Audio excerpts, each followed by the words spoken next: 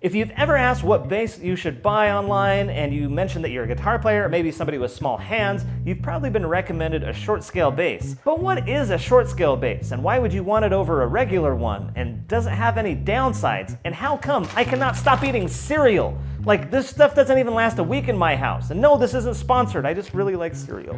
Answers to all those questions coming right up.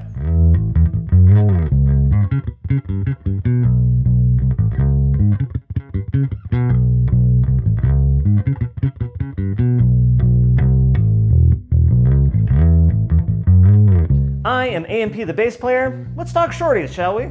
In simple terms, a short scale bass is one that measures 30 inches from the nut to the bridge, as opposed to 34 inches like you'd find on a regular scale bass. For reference, most guitars are around 25 inches. In addition to being a little bit less long, short scale basses tend to be a little bit smaller all around, which does make them a little easier to handle.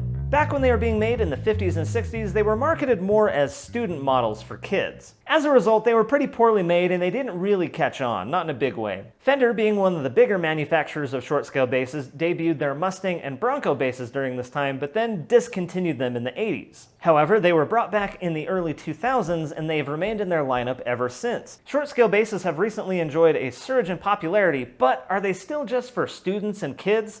Not at all, because short scale basses today are really good.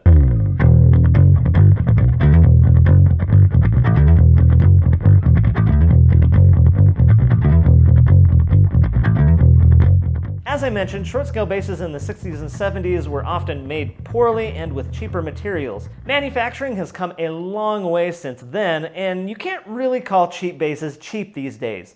Inexpensive might be more accurate because these basses are quite good. But taking it a step further, this increased popularity has led many manufacturers to produce high-end short scales. For example, Ernie Ball just announced and then immediately sold out of a Joe Dart signature short scale bass that will run you over 2K, and it doesn't even have a volume knob on it. For some reason, they keep taking features off of the Joe Dart basses. I swear the next one's not even going to have a body or neck, it'll just be strings floating in a cloud of hipster smugness. But you don't have to spend a ton of money to get a good one. I have this Fender Player Series Mustang that I picked up pretty cheap on the used market. I made a whole video about it here that you can check out, but these are great and will only run you about $700 new. You don't even have to get a pink one, but you probably should because it's adorable.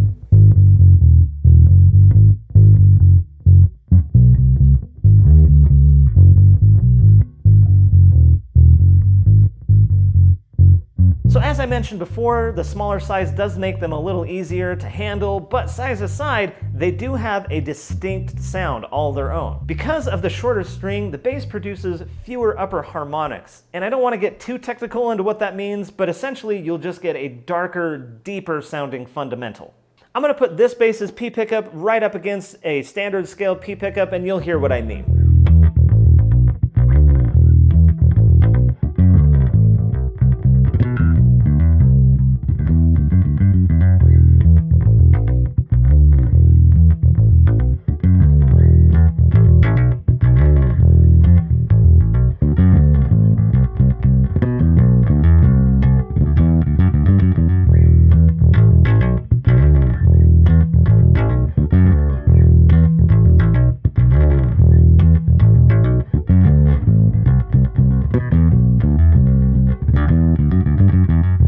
So, do you need a short scale to learn bass? Not necessarily. Even if you're a smaller person, I don't think you need a smaller bass to learn to play. I myself am not a very big person, I'm only 5'8", I have pretty small hands, and learning on a regular scale bass has never been a problem for me.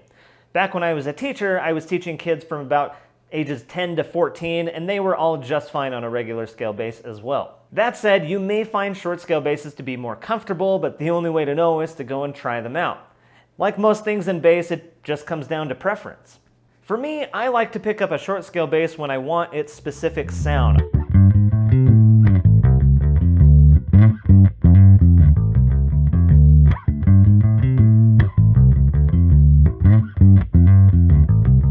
Thank you so much for watching my video. If you have other questions about short scale basses, leave me a comment down below, and on your way by, hit the like button and the subscribe button, because why not?